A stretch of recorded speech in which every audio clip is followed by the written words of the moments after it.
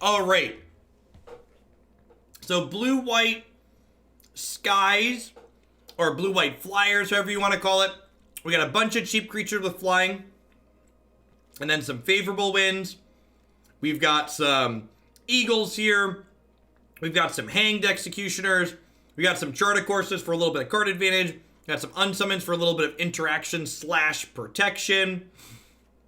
We got a few copies of Sarah Skyblade here at the top. And then one thing we're trying for the first time today, we didn't have these last time, but this is a card I've been very impressed with in other decks that we played it in. There's a couple copies of Sphinx of Foresight here. So Sphinx of Foresight is a card that like lets us find or have our starts be more consistent by scrying a little bit. It helps us find this card more consistently without having to play 4 copies of it. And it's also just like a 4/4 for 4. So let's dive on into some matches and see how this one goes. We have an okay set with this today. I'll probably get this one added to the website later this week.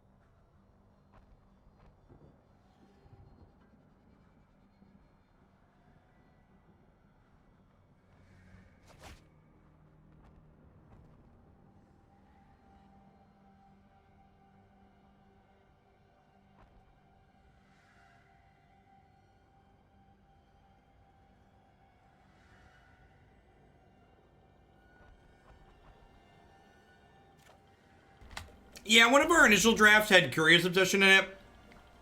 And Curious Obsession is a card that's just not very good when your opponent... It's not very good when you don't have a lot of ways to protect it. And if you start adding a bunch of ways to protect it, you very quickly just become a bad mono blue deck. I think I'd rather avoid just like feeling like I'm a bad something else, basically.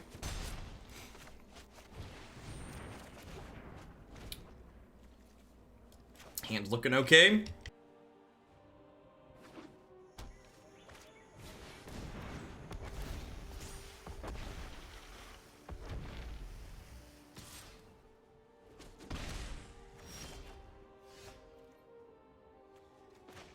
I think I've drafted this hand.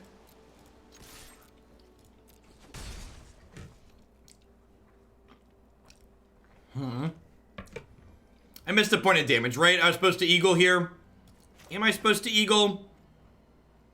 It might be right to chart plus Faerie Miscreant, honestly. I think getting this down ASAP is the way I win the game.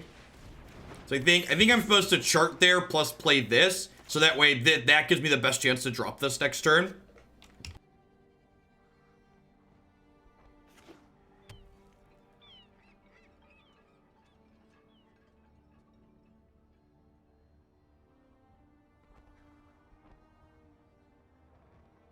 I mean, a lot of their card advantage is just completely invalidated if we get Skyblade down, Dude Light. Yeah, and I can play it next turn, so I get turn, so I can play these 2 off of 3 lands and then shock this in, and then tap and play this. And if I'm fortunate enough to draw another 1-mana blue creature, I could even put her in and still hold up Unsummon. It's a pretty good start. Hopefully they're conservative and don't attack with this because I don't want to treat it here. Oh no, they have a shock. Well, there goes that house of cards. Have we died? I think we've died.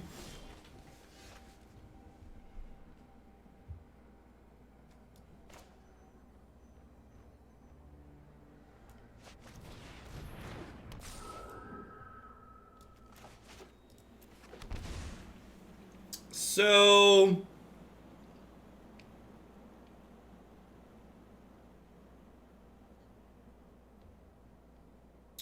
I think we just pass here. With the plan being we can unsummon the Trailblazer and then block a bunch of stuff inside of combat. I could also maybe just unsummon the Risen Reef in response to the Chandra trigger. Is a possibility as well.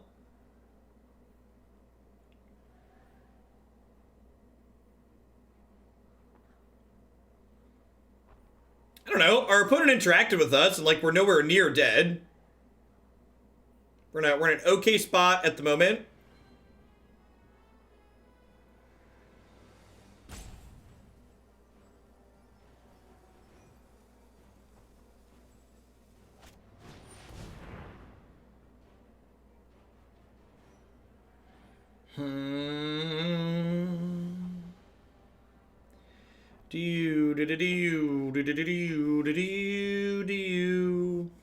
So am I bouncing Trailblazer or Reef? I think I'm bouncing Trailblazer. I don't think that's true. Like, the people who are really worried about our position from a spot like this, like, this Seraph is worth so many of their cards. So, like, if we're just able to get this down onto the battlefield, this has lifelink. It makes the rest of our things block profitably.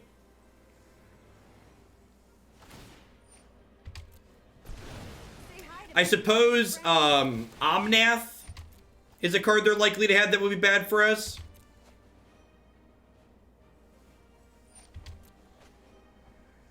Yeah, Omnath potentially gives them the ability to kill my Seraph.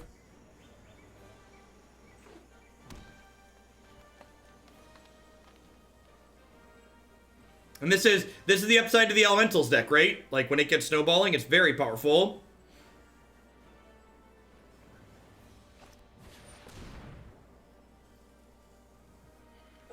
That's unfortunate.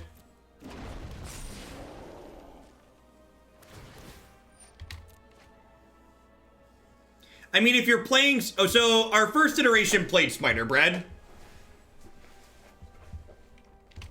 You're talking about Loxodon, right? Our first iteration played Loxodon, and I ended up cutting it to try other things because it just didn't feel particularly good.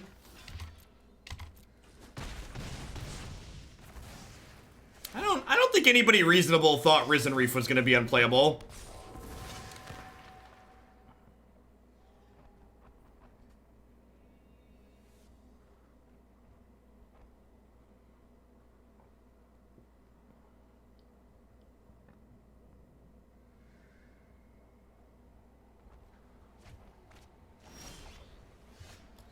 Yeah, I agree that Reef feels very similar to something like Priest of the Forgotten Gods, and that, like, the sense of victory when you untap with it is just, like, superb.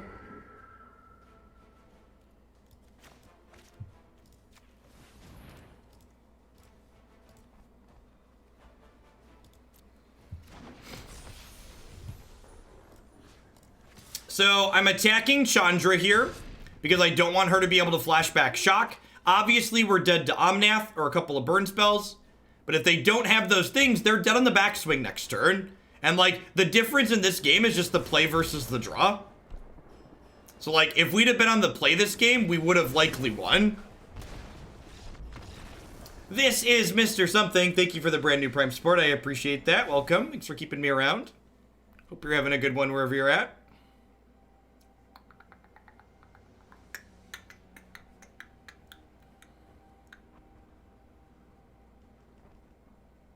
Could we have held up Stormtamer if we adjusted our last turn? Not without, not while still attacking the Chandra. So holding up Stormtamer, attacking the Chandra is basically the same thing. Hey, Benko, thanks for the 11 months. Welcome, welcome. Maybe I want Conclave Tribunal. Honestly, I think on the play, I'm going to click submit. I think I just want to try and run them down on the play. If we'd have been on the play that last game, we'd have run them over, even with their good draw, I think.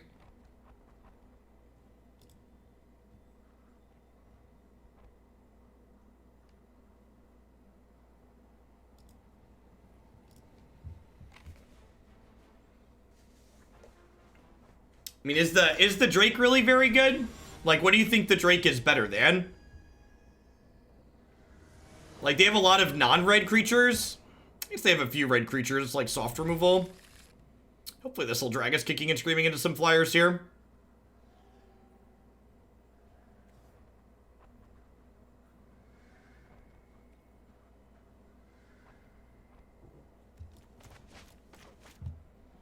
Oh, we'd love to see, like, another 1 or a 2 into Hanged Executioner to get multiple bodies out of a single card.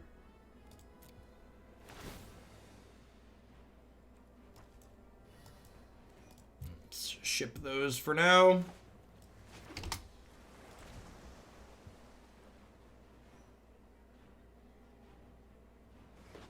Where my foils be? It's like some kind of plebeian hand.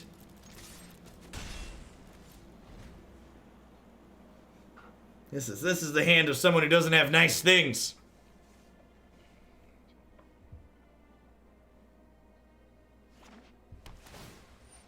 Yeah, I agree, dude. Like, I think the mastery system is another part of the very predatory monetization that Arena has implemented as a whole. The fact that I can't just buy the things I want and I have to get a bunch of other crap that I don't want with the things I actually do is very frustrating as someone who would like to just spend money and get what I want.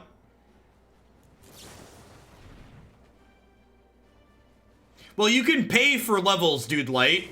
The problem is if you want one thing that's like level 50, you like pay for all these levels up to 50 and you're like, all right, well now I have all this other crap that I didn't really want to get what I actually wanted.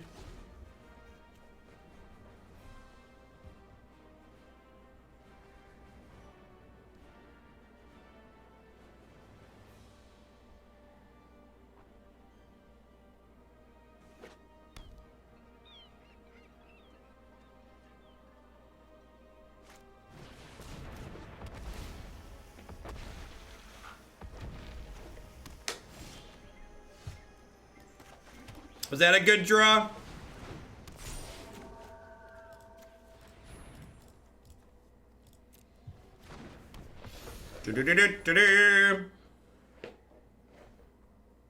Super Convoke. So they could have a Fry plus a Lightning Strike to shoot down the Seraphir. But they definitely need both. Dude, Light! Coming in hot with the $25 tip. Thank you for that. Since Watsy doesn't seem to want my money, you can have it. Well, I appreciate it. Thanks for keeping me around. Totally the best pyromancy student. Oh, they're so cute.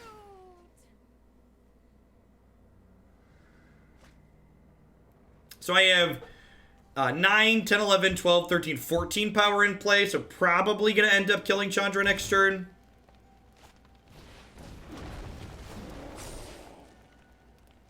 I mean, their Chandra was like super divination, right?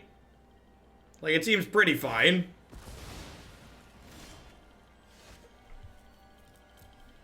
Hey, Silafarian, thank you for the 21 months. I appreciate it. Welcome. Yeah, I don't know. I feel like if I play too many protection spells in a deck like this, I just end up being like a mediocre mono blue deck. Time to sleep for a week.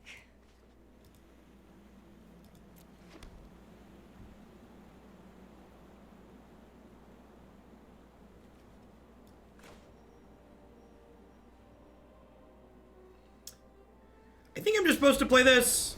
Yeah, okay, they're dead. I was like, because I could, there might be merit to Hanged Executionering the Reef there. Yeah, this deck is very, very close to mono white. It's like mono white aggro with this giant bomb at the top end. All right, do I want some Conclave Tribunals on the draw? Do I want some Conclave Tribunals on the draw? What would I cut? It's probably like Favorable Winds or Chart a Course. Yeah, I trim a little bit of all the above and get these in here. That seems fine. Bernie Sanders went live on Twitch. That's still funny to me. It's still very amusing.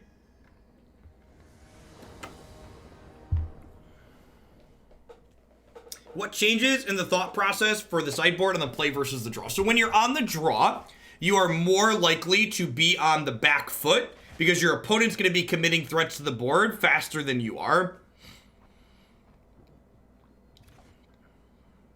So it's not even just that Dovin is too clunky, in my opinion, but this deck doesn't really have big things to be blocking with. So you have a hard time keeping your Planeswalker on in play, because a lot of the time this deck is just taking hits using its life total as a resource, while your evasive creatures fly over the top and kill the opponent.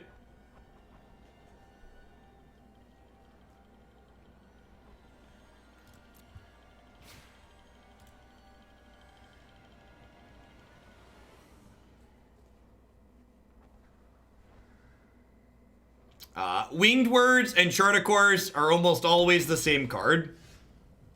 Wow, alright, well, that was a draw 3. Ain't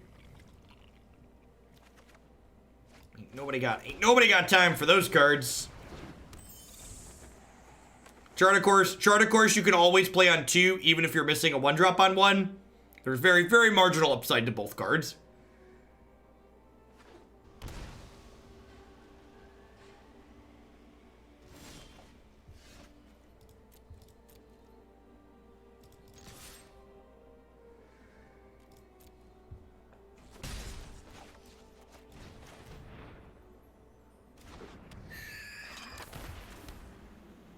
Maybe I'm supposed to play an untapped land here to be able to unsummon a 3-drop next turn.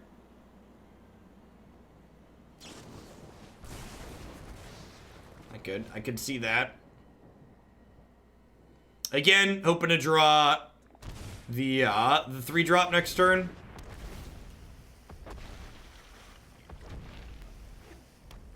I think my deck doesn't have that many lands in it, top 10 hammer, and I think the ability to use my creatures as additional sources of mana is really valuable. Yeah, Jin, he actually has a Twitch channel.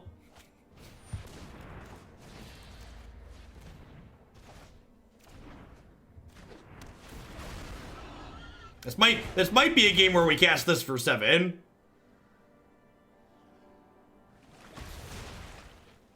Give him the Cheeto fingers. Cheeto fingers.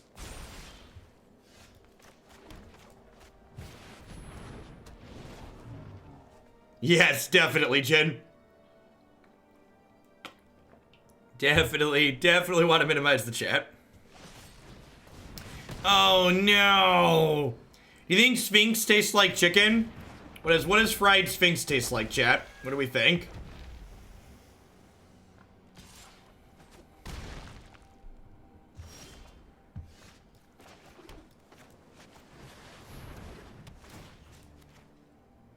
I think I'm more scared of Omnath than Risen Wreath here. Omnath keeps adding power to the board every turn.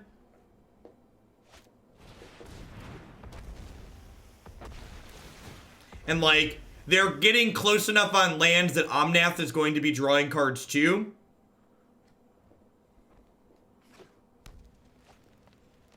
So, ideally, we want to draw a castable spell next turn, and then a land the following turn to cast this.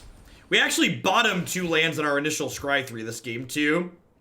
Looks like we're going to get run out here, though.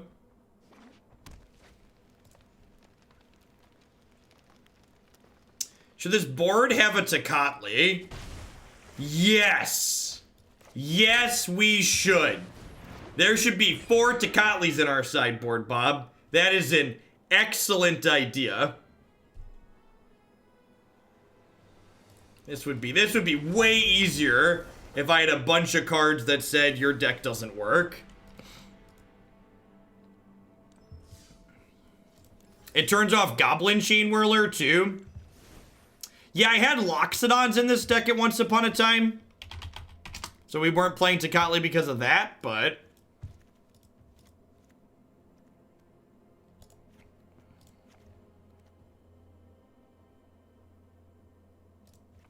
yeah, it stops Executioner and Miscreant. That's fine. Let's get 3 Tocatlis in there.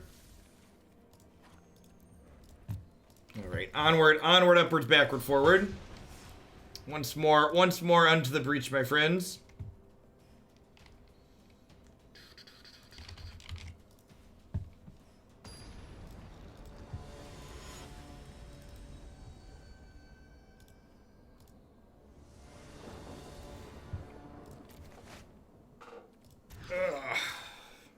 Alright, sweet.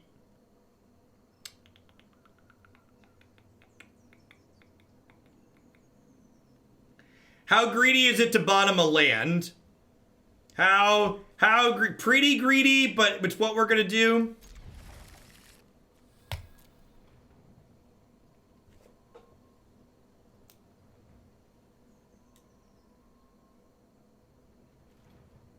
Hey, no worries, Penguin. Good games. Good luck in the rest of your matches today.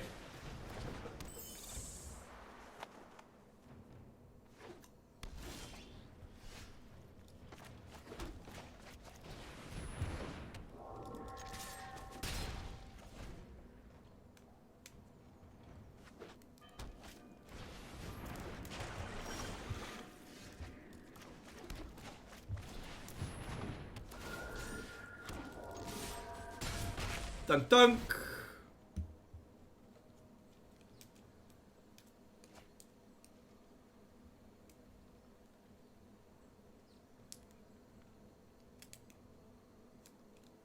Feeling curvy. Might delete later. Alright, so want to draw any 1, 2, or 3 cost flyer? Well, now we want to draw 1 cost. I guess, huh.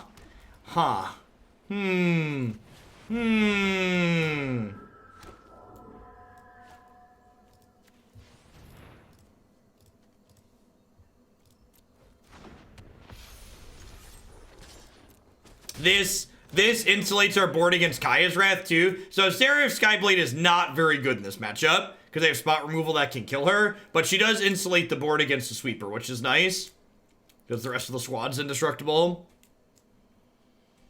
And then next turn we get to play this, which cranks all of these up to 2 power. So like even if they have just 1 piece of spot removal this turn, it's not that big of a deal. Hrid.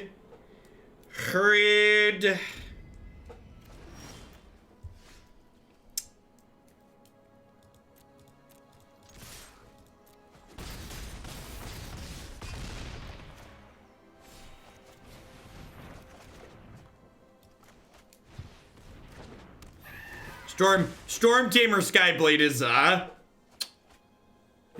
kinda chef's kiss. It's very delicious. Oh, we're halfway there. Oh, living on a Stormtamer, take my hands, we'll weather, I swear. Oh, do do do do do, do do do do do.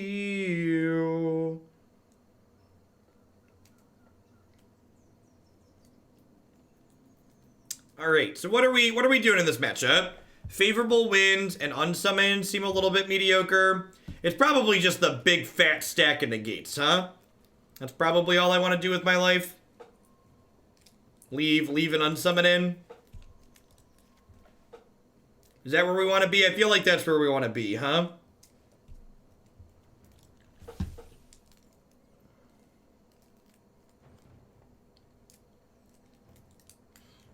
Listen, have a plan, okay? We have a plan. It involves casting Negate. I'm not saying it's a good plan, but it at least exists. We're committed. We know what we want to be doing, and we're gonna try and execute it.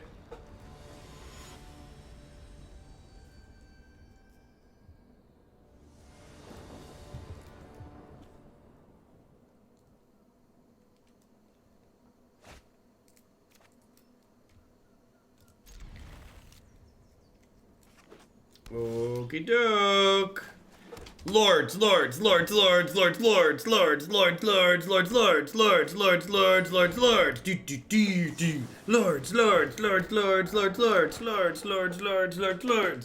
Yeah, we only have like 12, 11 or 12 white sources. I think it's 12. So like, I know we've had white sources, but they're by no means a guarantee. Hey, Digit, thanks for the biddies. I appreciate it. Hope you're having an excellent Thursday or Wednesday. Getting ahead of myself wherever you are. Tomorrow will be a Thursday when we play the Phantom Tournament. Lords, that's a good bit of jargon. So a Lord in Magic the Gathering is what we refer to a creature that makes all creatures of a specific creature type better. So Supreme Phantom is what we would refer to as a Spirit Lord because it gives all spirits +1/+1. Oh no. Oh, all of our friends. Lords are different than anthems. Yes, an anthem is magic jargon for just giving all your creatures generically +1/+1.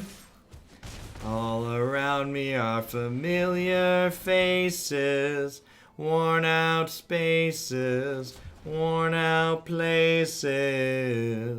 Do do do do do do do do do do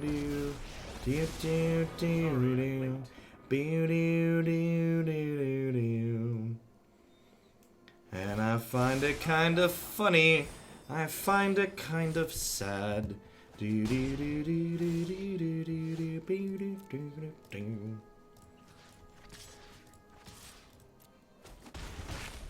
only a matter of time.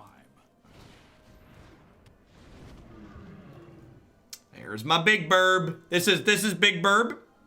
He works on Sesame Street Monday, Wednesday, and Friday, and he's here Tuesday and Thursday. Oh no. Why is Kaya so angry, chat? What did you do to Kaya, chat? You can be honest with me. She's not here right now.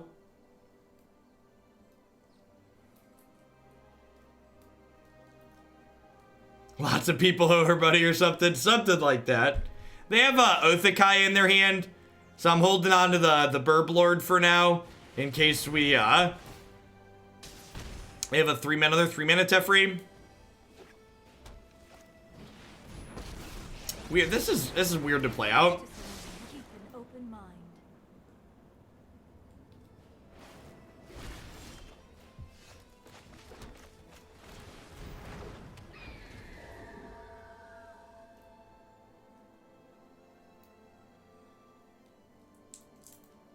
Will you make a YouTube video with Gary Jules' song and all your concessions with Reclamation and Teferi on the board? There's a good chance we're conceding this turn if they're not exceptionally unlucky.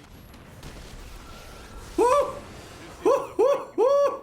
Oh, yeah. Man, they left Command the Dreadhorde in against my aggro deck. That is wild. All right, in. Let's do it.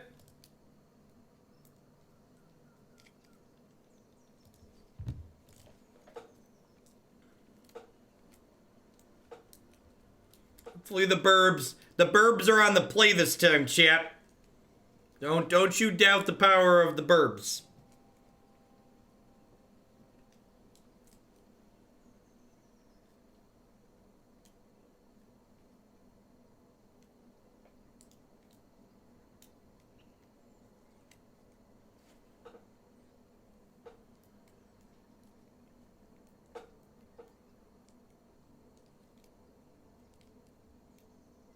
You're not a fan of little lyrics, Jin? Just the big ones?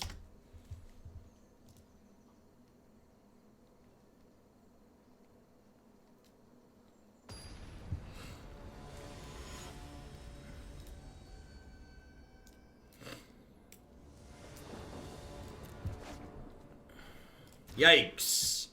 Oh no.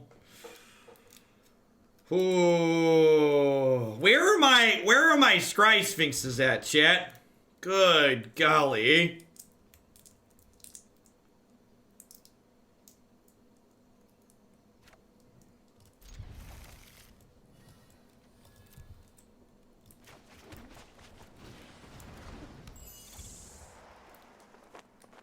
She stopped streaming. I will have to go home. It is currently raining too much to drive. We'll see. We'll see. If we stay about 1,800 people, I might do one more after this. I've got Grixis Reanimator loaded up, so I would not mind kicking the tires on that one. Yeah, Sphinx of Good. Where is my Sphinx of the Good Hands?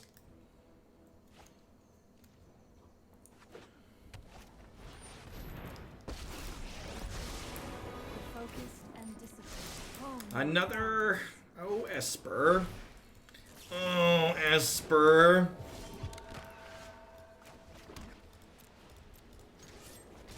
Yeah, Sailor's gonna get to unmulligan us here.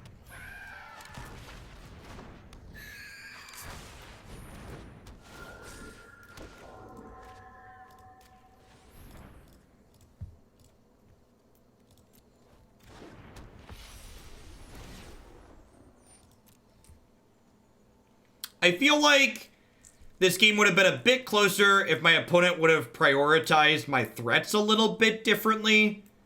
But I think we would have had a pretty good shot regardless. Now I have 2 Siren Stormtamers. They can't even spot removal into Wrathier. This card's great. Protects your big gal.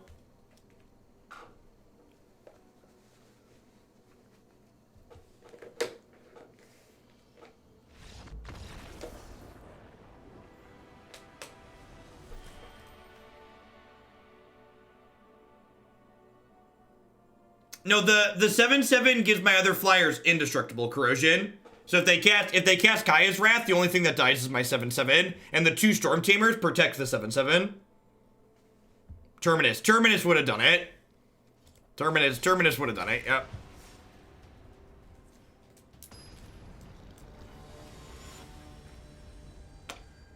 Yeah. Seraph does a lot.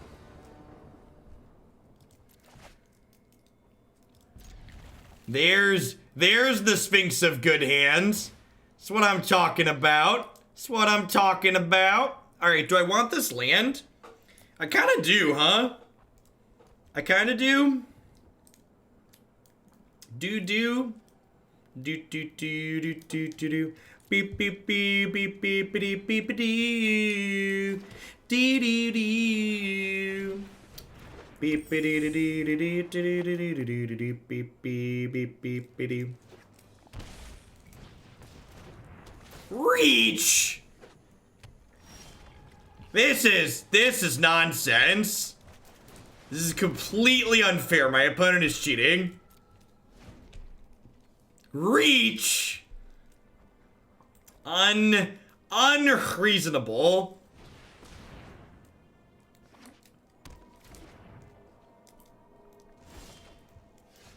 Alright, hopefully we can dodge the gates ablaze! Gates ablaze!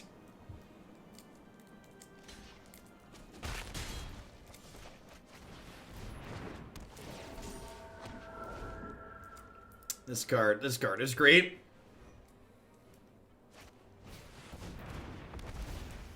Spirits don't fear the reefer. Do do do do do do. Boo-doo-doo-doo. Welcome to Thunderdome. Forgot this card's a spirit too. Thunk.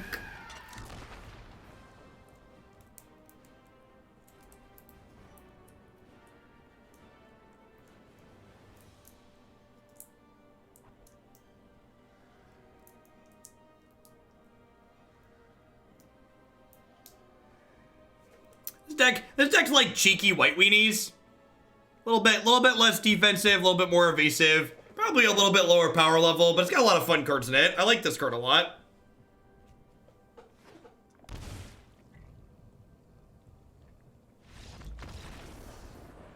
More songs than your local radio station. Yeah, basically. Alright, so it looks like their escape shift deck. I think we just board in a pile of negates and cut these unsummons. Does that seem reasonable? I think leaving favorable wins in is probably fine, because I'd expect my opponent to this gets us out of Gates Ablaze range potentially. I guess this survives Gates Ablaze.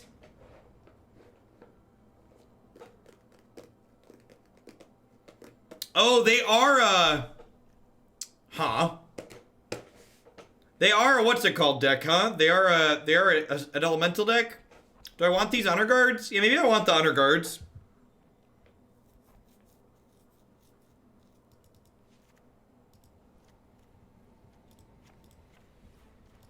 I'm gonna trim one Hanged Executioner. I think Executioner's good enough that I don't want to cut all of them, but trimming at least one.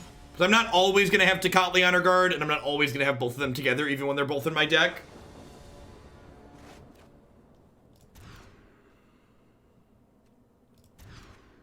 Oh, that last hand had the Sphinx in it. Oh, I'm so dumb. Sorry, I glanced too quickly and just saw one land. Sphinx of Keepable Hands would have let us keep that last one. Apologies, chat. Man, now I'm upset with myself. That's such a keepable 6 in the back of our bird. We were just complaining about the bird not showing up, too. Yeah, this card's especially sweet with the London Mulligan.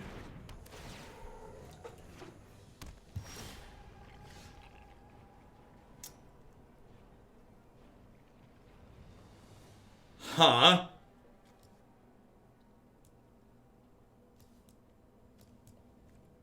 Probably this. Oh my god, I just stacked those wrong. Oh, what a comedy of errors this game has been.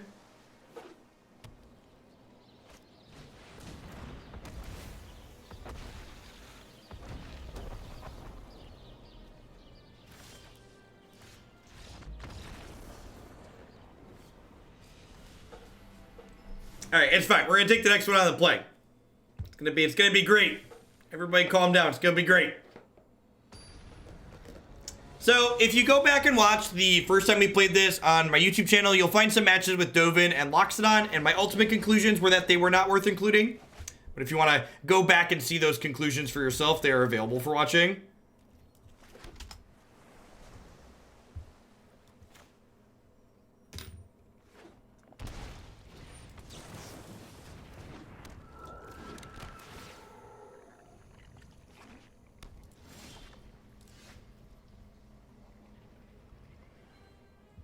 Hey, blue newbie, let's chill it with those. Please and thank you. Have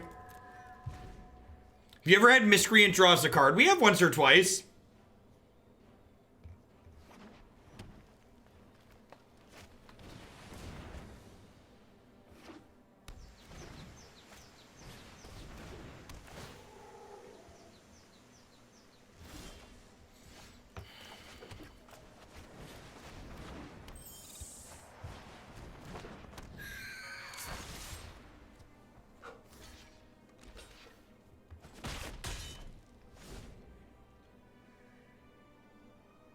Yeah, there was a lot of changes bad.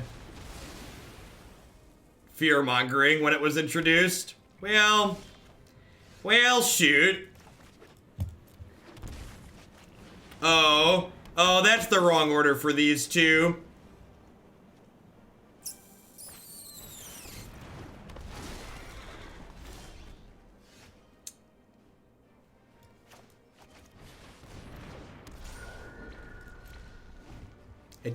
It does have a big giant bow.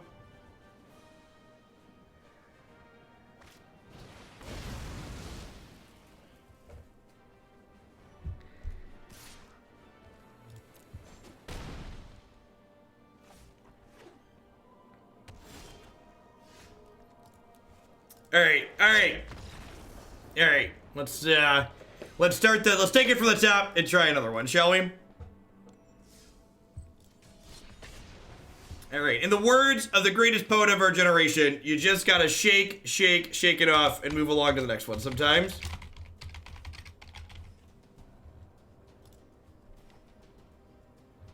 We're gonna do one or two more with this, then we're gonna roll on into some Grixis Reanimator, I think, is the last deck of the day.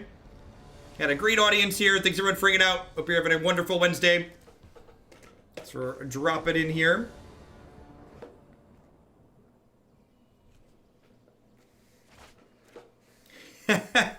Well, thanks for checking them out on YouTube, Kid Yemo.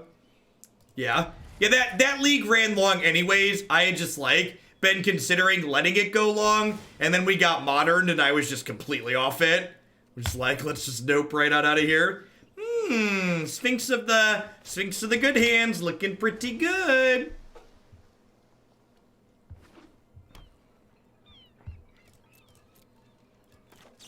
Yeah, my line for running long is basically when my viewer count is higher than my average concurrent viewer count, which is 1,600 or so.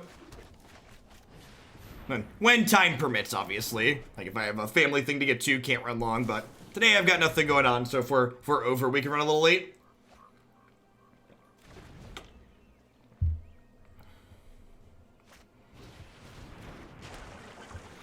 Hey, Tidwell, thanks for the 9 months of support. I appreciate that. Welcome back. Thanks for keeping me around. So we're going to play the Eagle this turn. Attack for 2. And then next turn we can go untapped land, Hanged Executioner, play the Seraph.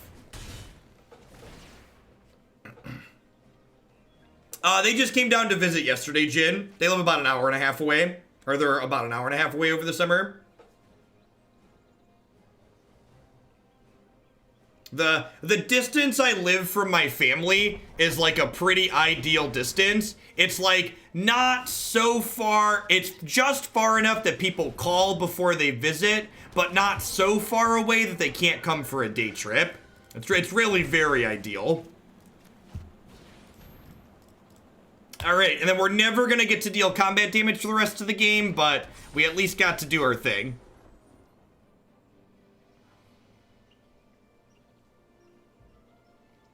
And unfortunately, they have a blink of an eye. Yikes. Yikes.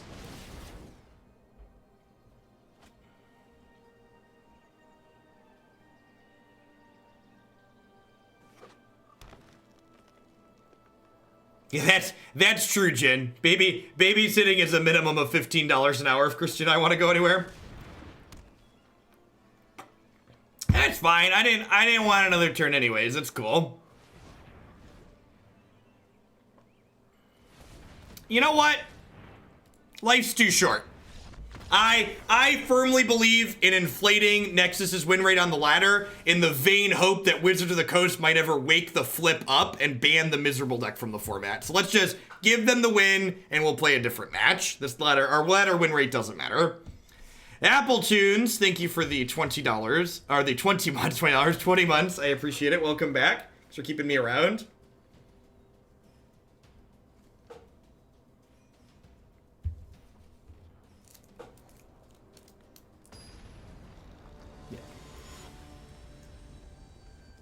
Yeah, $15 an hour is more than the person that usually does it for us gets from some other people, but I believe in paying people a reasonable rate. 15. If they're going to put up with my children for 5 hours on a Saturday night, that's the least we can do. Yay! Sphinx of good hands! Yay! Hopefully this can help us find a 1-drop and a couple of lands.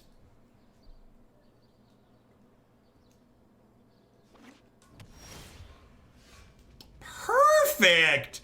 Look at that, chat. It's exactly what I wanted for Christmas. I even stacked it right this time.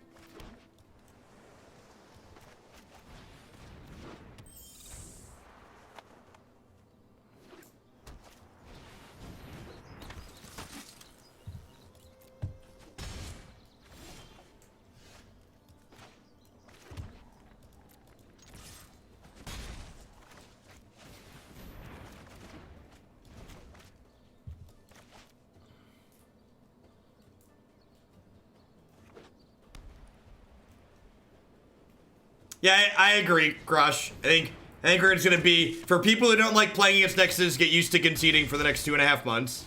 I'd be very surprised if it went anywhere.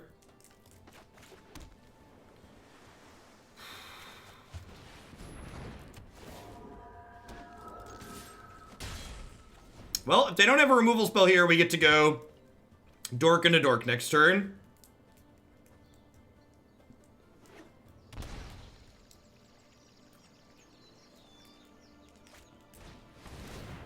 Feels pretty dead, man.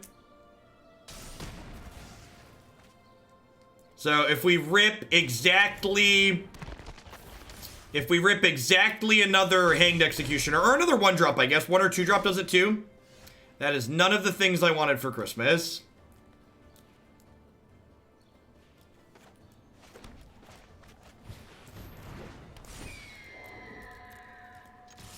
I think we're probably dead.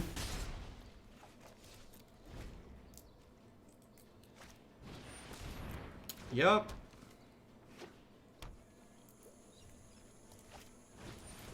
Oh, their last card is bad. That's really good for us. Their last card being bad is really good for us. Wow, they just didn't attack.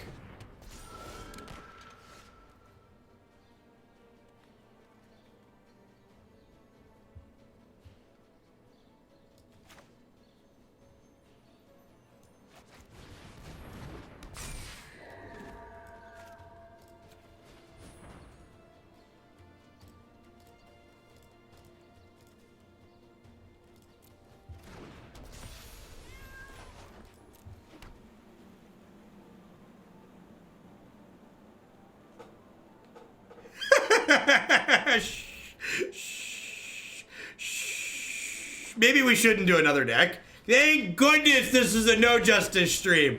Thank goodness this is a no justice stream. Listen, chat, I just wanted to flex on them, okay? I definitely realized that I could attack for lethal there and was simply flexing. I definitely took the moment and realized that we could attack for 12 and wanted to show them my beautiful Seraph Skyblade. Which I think we're actually cutting in this matchup. They tend to have a lot of spot removal, especially post-board, so I think I'd rather not get picked apart by this. But Jeff, thank you. I do appreciate the people pointing that out. I was in such a focused mode on like, this is what I need to be doing, that I didn't like stop and think about everything.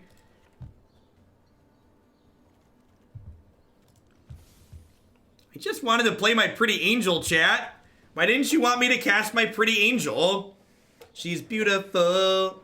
Do-do-do. Be-do-do-do-do-do-do. Yeah, Elemental's Party Bus. It's also fine against Mono Red. Turning off Goblin Chain Whirler is pretty good.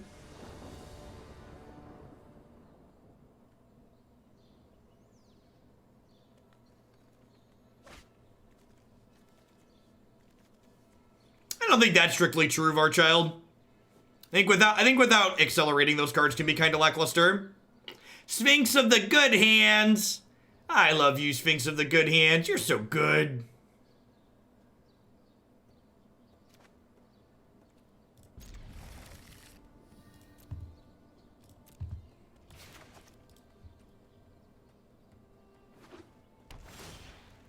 Nah, it's pretty much just Esper.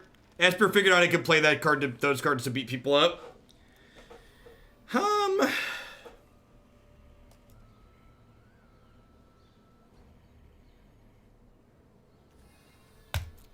think I'm keeping both lands here. Our deck only plays 21 lands. So, like, there's a good chance I never see a fourth if I get greedy and bottom one of these.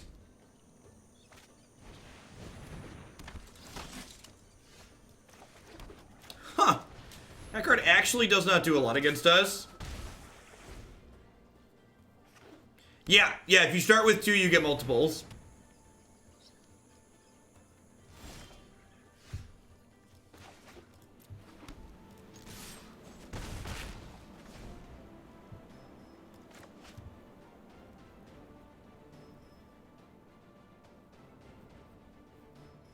Yeah, when Esper Hero figured out it needed to stop playing Thief of Sanity and Hostage Taker to a degree and like start playing like Bell Haunts and just the value driven engines that gained them life so they could play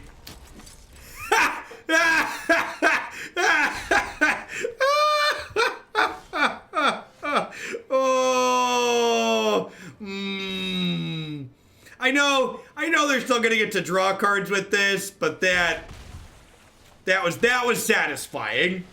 We're gonna get Reckless Rage and they're gonna draw a card, but I will say that I am satisfied by what has occurred.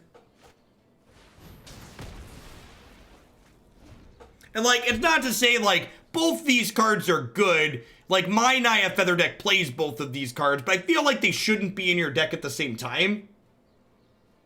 If that makes sense. Yeah, I don't think this card's very good against us. I have Faerie Miscreant and then, what's it called? It's Faerie Miscreant and, Hanged Executioner. And Hanged Executioner just, like, makes an extra 1/1.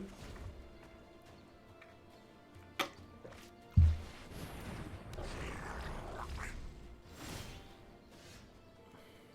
think I'm in for that. I can protect my thing. Bye, Felicia. Bottom is up.